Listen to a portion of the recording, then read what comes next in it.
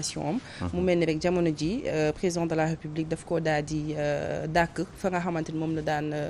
jiite ginnaaw bu mu rek firndelee ne nekk dina bokk ci élection présidentielle bu atum 2024 Aliou Sow. Oui moo tax sax justement on aurait pu retourner la question pour wax ni est-ce que maintenant que Macky Sall n'est plus candidat à l'élection présidentielle, est-ce que son autorité donc léegi dañ koy dévoyer? Est-ce que donc Macky Sall maintenant que, encore une fois je répète,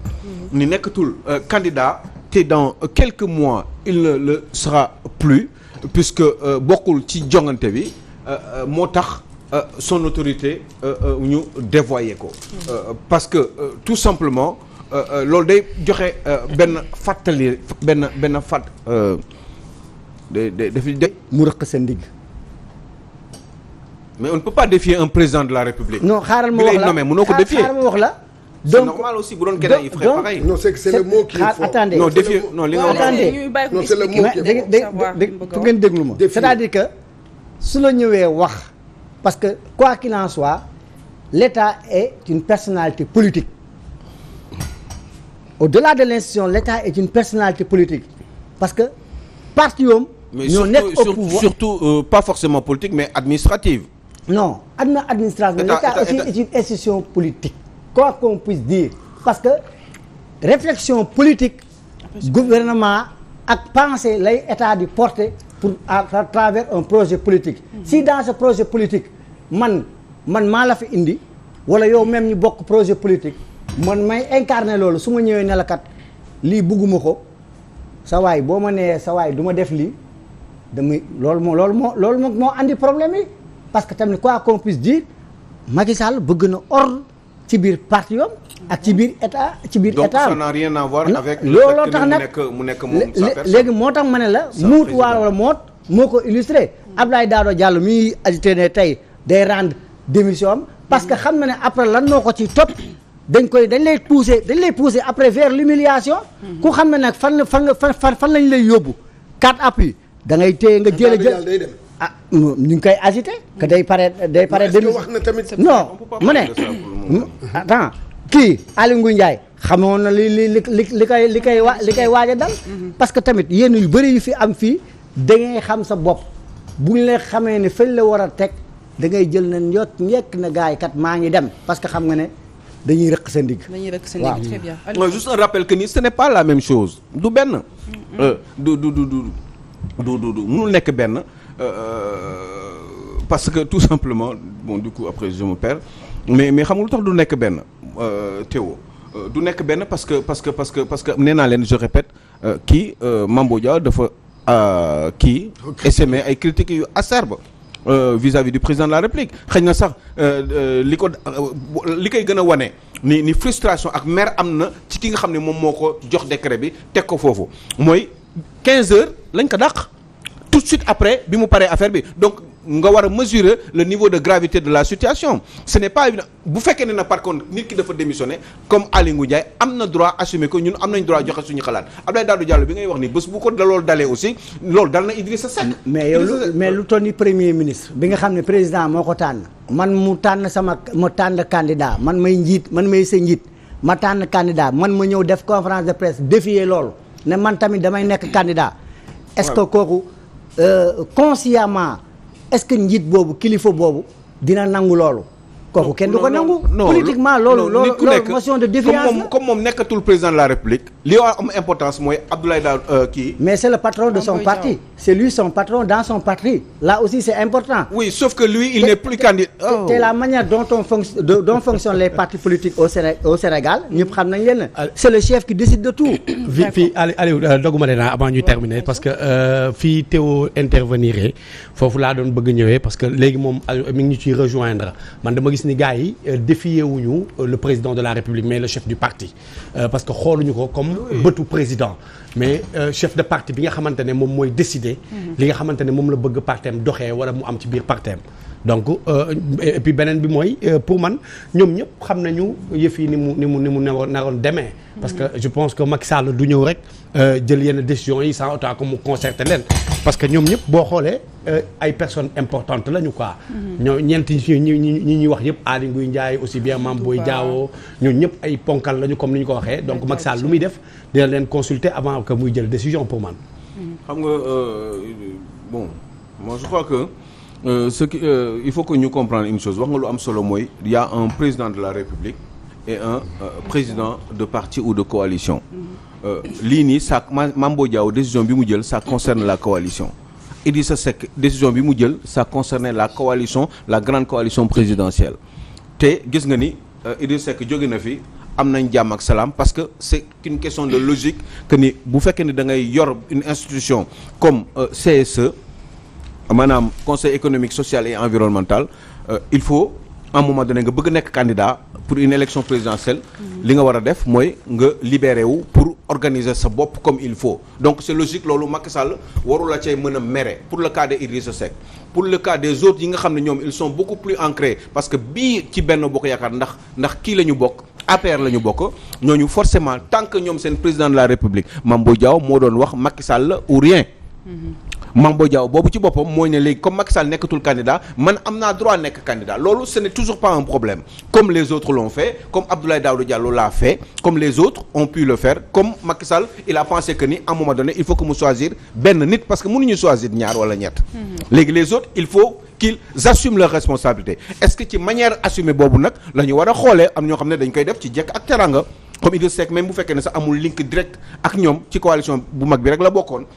dem na ba léegi ni nga am jàmm ak moom Mame Boye Diao nee naa la dafa am ay yu mu wax yoo xam ne dafa franchement offensé d'abord la personne du président de la République mais la personne même de Macky Sall bi nga xam ne moom il le considère comme son petit frère yaa ngi dégg ba pare gis nga ko wax na ko sax nee na ko man kii Macky Sall am na lu bari yu mu def ci man yaa ngi dégg kon je crois que ni ci erreur ci ay ñàkk déggoo ak yenn wax yi peut-être frustration Mame Boye Diao par rapport au choix du président Macky Sall peut-être moo ko am ne mu xaw a déborder peut-être dans justement son élocution moi je pense que ni loolu ñaar la ou dama la koy jéggal parce que dama naan comprendre loo man maay kilifa ou alors je me dis que ni man kii ak fi ma jaar ak moom ak yooyu yëpp et cetera wax dëgg yàlla parce que booy xool pour mën a mesurer niveau de gravité bi nee naa la Mame Boye Diao il a fini vers 14h30 15h le décret bi daanu donc ça veut dire que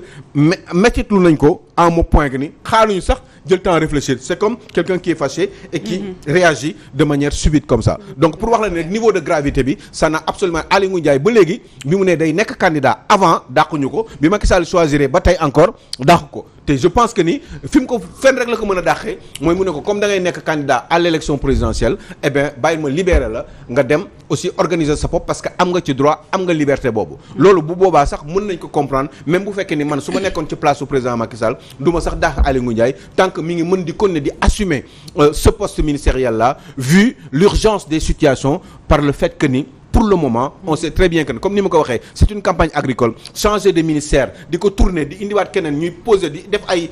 kii de service ak yu demee noonu yooyu yëpp day compliqué te day yéexal liggéey bi surtout que ni période nawet bi la ñu am pour régler lu problème yu bari donc changement boobu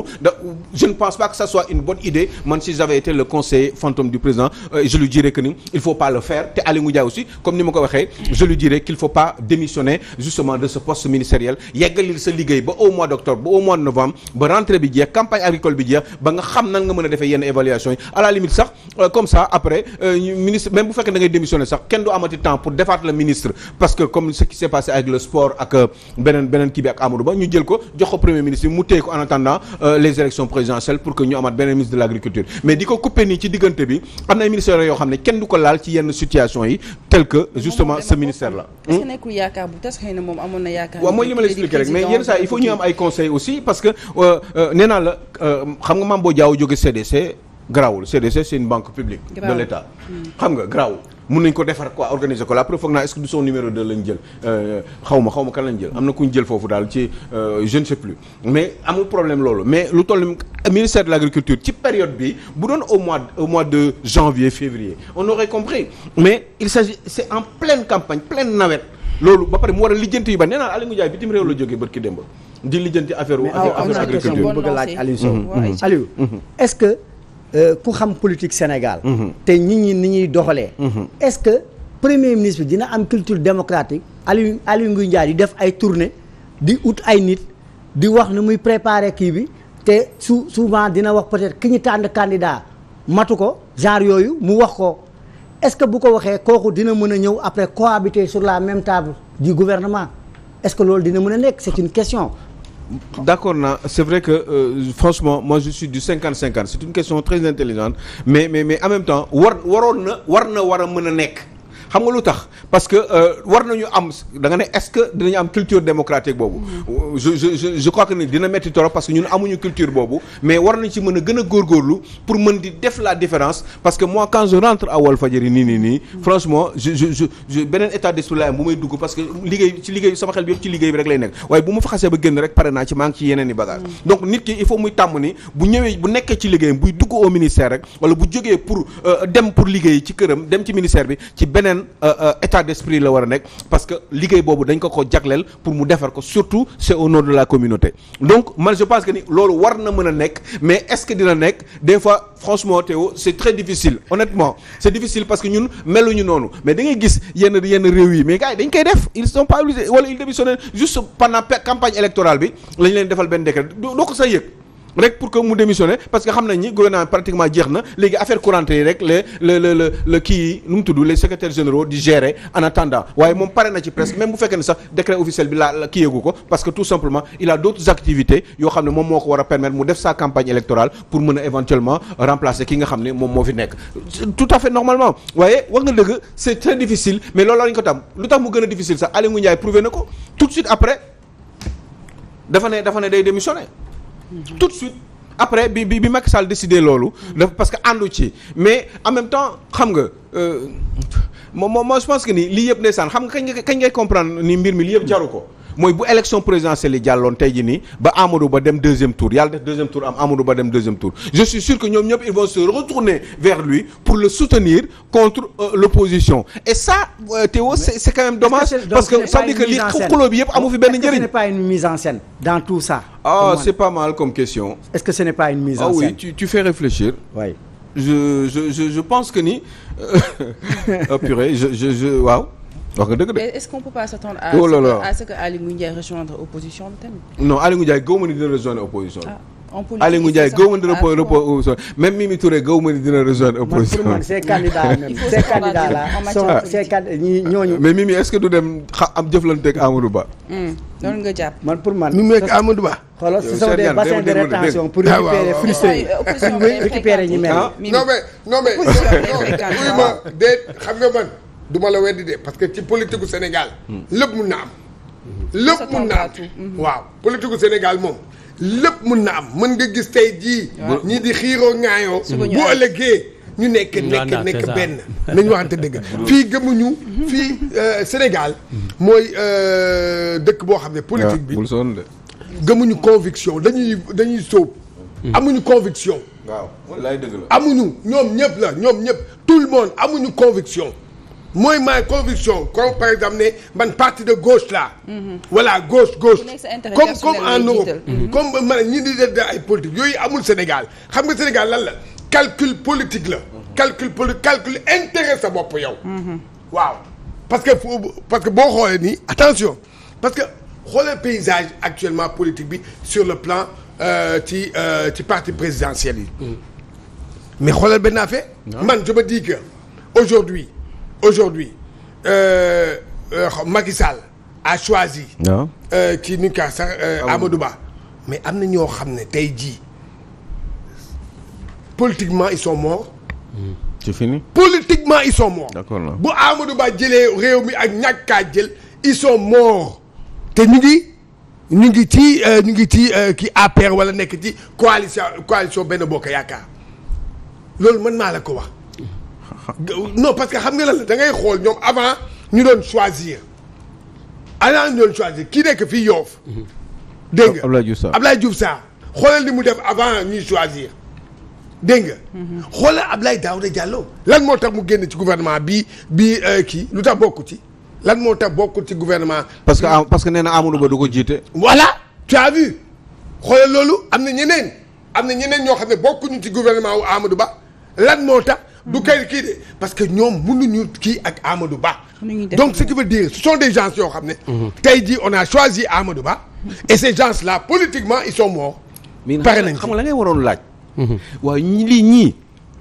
ñoom Sénégal moo leen tax a jóg parce que man mun naa liggéey ak ku ma bañ. non loolu Sénégal moo la tax a jóg politique waaw Sénégal même liggéey àdduna sax ci même bureau. loolu laa lay wax ma xam ko man. waaw bañ waaw waaye dinaa am nu may defee man. sur le plan professionnel. ba Sénégal liggéey normalement mais loolu il faut ñu tàmm ko mooy li Sawaay doon wax léegi rek Théo par rapport ak culture bi. il faut que ñu am benn mais ça c'est la culture d'entreprise. mais culture d'entreprise ak culture démocratique entreprise bi mooy réew mi rek moo gën a yaatu rek. mais c'est exactement la même chose Théo. c'est terrible quand même parce que moo tax xam nga quand je parle d'immaturité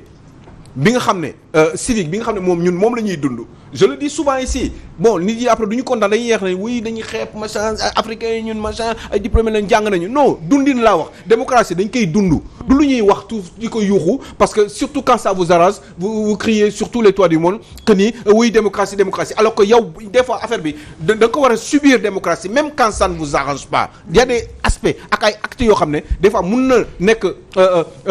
contre-productif pour yow mais nga nangu ko parce que démocratie moo siyee noonu mais pourtant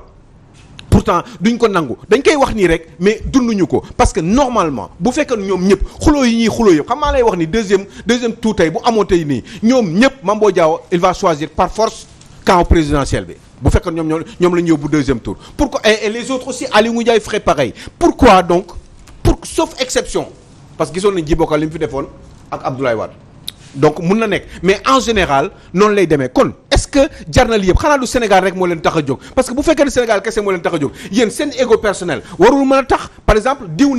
du ma mës a jiite sama àdduna parce que tout simplement je ne pourrais même pas être dans son ministère waxatuma laa mu naan day nekk président de la République kooku moom la Macky Sall woo démb ne ko léegi kaay ma nommé le premier ministre en attendant nga yeggali mbir mi te xëy na sax peut-être que ñun bu ñu gañee da ngay continuer di nekkaat premier ministre mu ne ko lan samay source su ma juumee nag mun naa dellu si waat ne damaa juum mais gëwuma ko mu ne ko damay bàyyi na ma constituer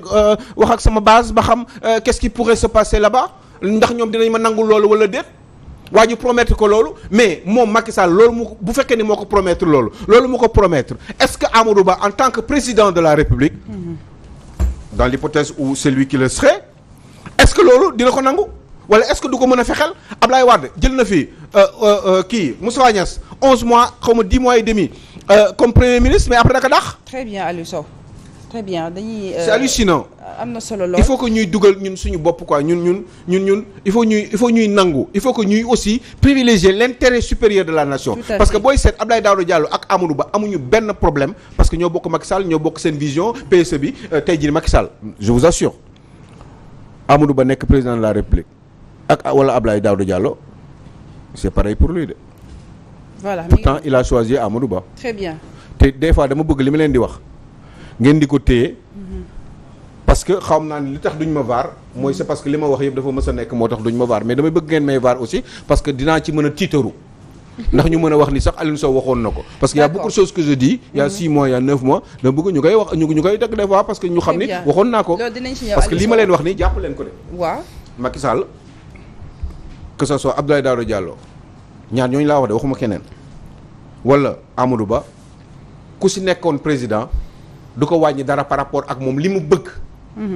après 2024. en tout cas ni ñuy pour le jiital Sénégal patrie bi avant parti bi am na des solo fois lool. duñ ko jiital nag te loolu ay bañante la entre ñoom kese. Voilà. parce que affaire de égo la parce que depuis ca impôt et